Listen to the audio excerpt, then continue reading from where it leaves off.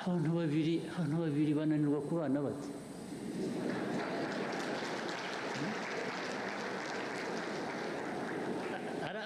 Ari abantu benshi bashyize hamwe ukaba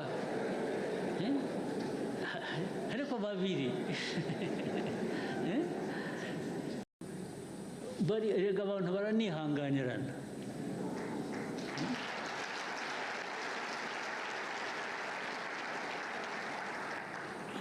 Icyaha umuntu aba yakoze abantu babiri, umwe muri bo yaba yakoze gituma amubwira ati sinkigushaka mvira, ni iki? haba habaye iki?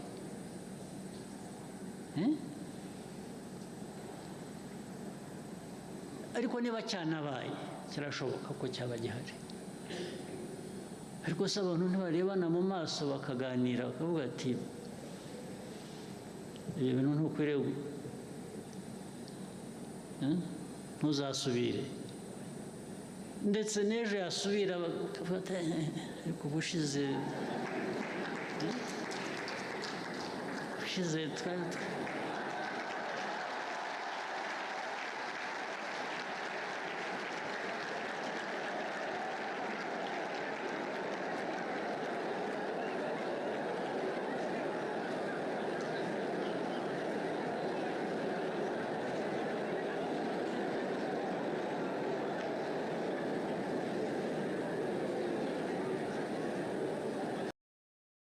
hanyuma se ariko niba mwemera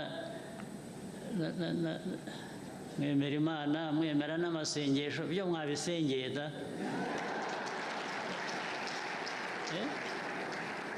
mwakwicaye mukabisengera mukabishakamo igisubizo mukacyubona,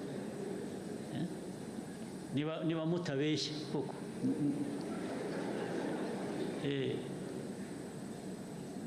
niba ibyo mutwigisha, ibyo tuvuga, niba namwe mubyemera, cyangwa aho twagiye buri gitondo buri mugoroba dukurikiye inyigisho, izo nyigisho zikuviramo iki udashobora gukoresha kugira ngo urenge uwo mujinya, iyo nabi, cyangwa kugirana nabi? ni iki? wanditse avuga ukuntu ibintu bibabaje, mu gihe kimwe yatashye ubukwe bw'abana batoya bacu nk'aba batatu, amakwe atatu, mu gihe kimwe hatarashira umwaka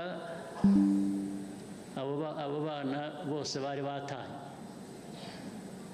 nabisomye ejo bundi kandi ngira ngo ukuntu yabivuze, umuntu wabivugaga nibyo, ariko ubwo yavuze batatu, ushobora kuba bari na 30 ahubwo.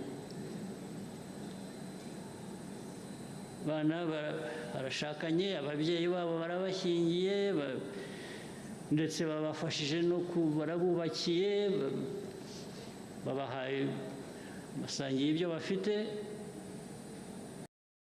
abantu babiri bananirwa kubana bate?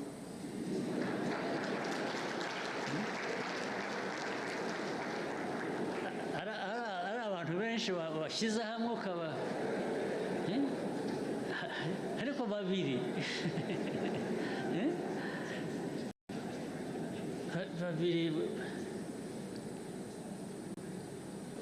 erega abantu baranihanganirana.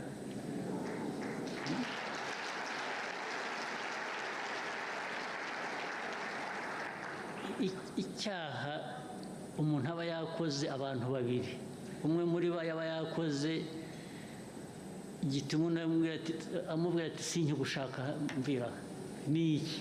haba habaye iki?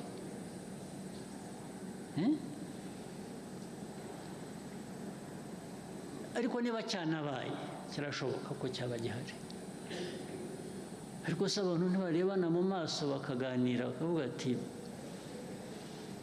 ibyo bintu ntukwiriye, ntuzasubire, ndetse n'ejo yasubira bakafata ariko ubushize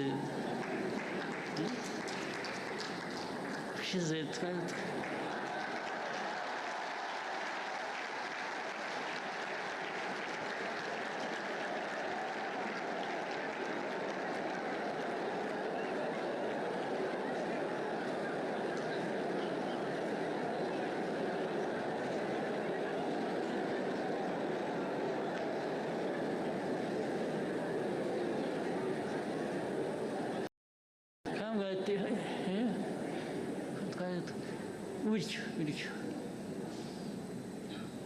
ariko se urava aho ugiye kandi udasanga ibibazo nk'ibyo wenda kuri busange y'ibiri hanyuma ibi bikurusha aho ngaho ariko well, that is the simple logic of it. Ariko behind it, tekereza ingaruka iyo babaye ku couples ebyiri eshatu enye eshanu 10 zingahe mu gihe kimwe, berega ubu igihugu cyarangiye cyahaguye igihugu noneho avuga kirahagwa ariko these are things that are manageable ntabwo ari ibintu hanyuma se ariko niba mwemera mwemera Imana mwemera n'amasengesho byo mwabisengeye da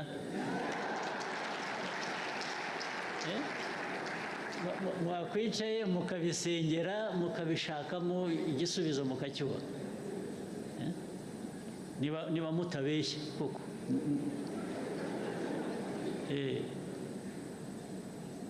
niba ibyo mutwigisha ibyo tuvuga niba namwe mubyemera cyangwa aho twagiye buri gitondo buri mugoroba dukurikiye inyigisho, izo nyigisho zikuviramo iki udashobora gukoresha kugira ngo urenge uwo mujinya, iyo nabi cyangwa kugirana nabi ni iki? ubundi uvana iki niba udashobora kubikoresha kugira ngo so that you bring harmony in the family and in the end the nation needs to be in harmony.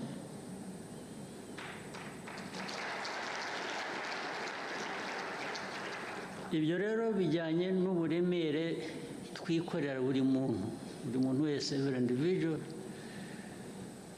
should find themselves carrying this burden, but which they should use to